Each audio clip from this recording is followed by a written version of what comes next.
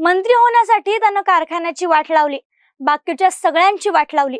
आता मंत्री व्हायला निघालायस, पठ्या तू आमदार कसा होतो तेच बघतो, असं म्हणत उपमुख्यमंत्री अजित पवार यांनी आपल्या नेहमीच्या स्टाईलनं शिरूरचे आमदार अशोक पवार यांना आव्हान दिले. हवेली शिरूर विधानसभा मतदारसंघ हा राष्ट्रवादीचा बालेकिल्ला.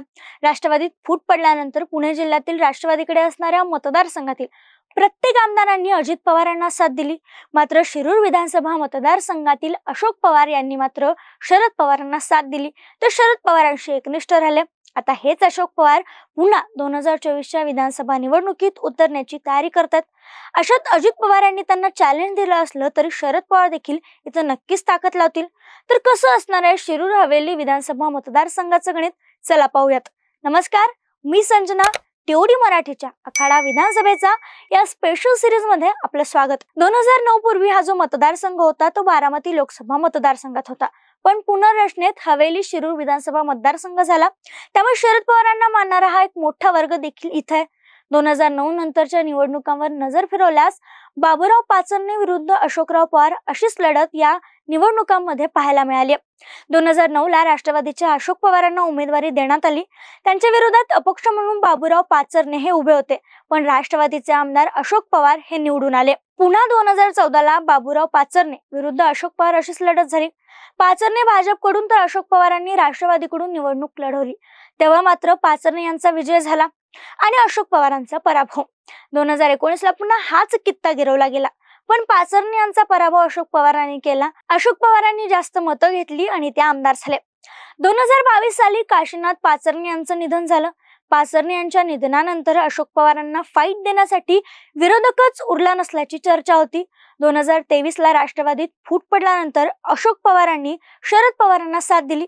मात्र यंदाच्या विधानसभा निवडणुकीत प्रदीप कंद हे पवारांच्या विरोधात लढण्यासाठी प्रबळ दावेदार मानले जातात. राष्ट्रवादीचा आमदार इथं असल्याने अजित पवार गटाला ही जागा सुटण्याची शक्यता आहे. पण असं असलं तरी भाजपकडून इच्छुकांची गर्दी वाढतीये. त्यातही प्रदीप कंद यांची दावेदारी प्रबळ मानली जाते. याचं कारण म्हणजे प्रदीप कंद यांच्या राजकारणाची सुरुवात राष्ट्रवादीमधूनच झाली. 2014च्या विधानसभा निवडणुकीला त्यांना तिकीट मिळेल अशी त्यांची इच्छा होती, मात्र त्यांना ती उमेदवारी मिळाली नाही. 2019 ला देखील त्यांना उमेदवारी न मिळाल्यानं नाराज झालेले कंद यांनी भाजपात प्रवेश केला.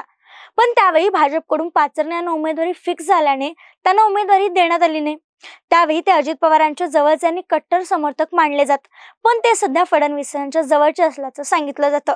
इतकी वर्ष उमेदवारीची वाट पाहणाऱ्या कंद यांना यंदा उमेदवारी मिळण्याची दाट शक्यता. शिवाय पाचरणे यांच्या निधनानंतर युतीकडे तगडा उमेदवार नसल्या कारणानं कंद हे प्रबळ दावेदार आहेत. कंद यांचा हवेली मतदारसंघातील जनसंपर्क चांगला आहे. शिरूर मध्ये ते आपला जनसंपर्क वाढवतात. तर दुसरीकडे माजी आमदार स्वर्गवासी बाबूराव पाचरणे यांचे चिरंजीव माजी जिल्हा परिषद सदस्य राहुल पाचरणे हे देखील इच्छुक आहेत.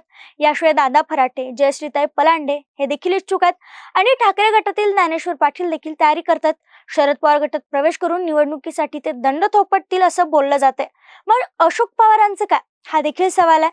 आणि आता दादांनी चॅलेंज घेतलंय, तर पवारांना निवडणूक जड जाणार का, की शरद पवार इथं आपला काहीतरी डाव मांडतील, हे देखील पाहणं इथं महत्वाचं असणार आहे. आता बघा, अशोक पवार हे घोडगंगा सहकारी साखर कारखान्याचे माजी चेअरमन आहेत.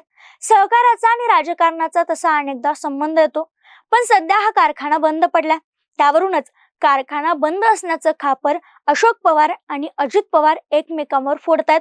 पण यामुळे नागरिकांचं, शेतकरी आणि कामगारांचं झालेलं नुकसान, यात नाराजीतून जनता आता कोणाला कौल देईल हे पाहावं लागणार आहे. दरम्यान तुम्हाला काय वाटतं, काय घडेल हवेली शिरूर विधानसभा मतदारसंघात? कोण असेल हवेली शिरूर विधानसभा मतदारसंघाचा पुढचा आमदार? कमेंट मध्ये सांगायला विसरू नका. व्हिडिओ आवडला असल्यास नक्की लाईक शेअर करा आणि अशाच व्हिडिओसाठी आवर्जून टीओडी मराठीला सबस्क्राईब करा.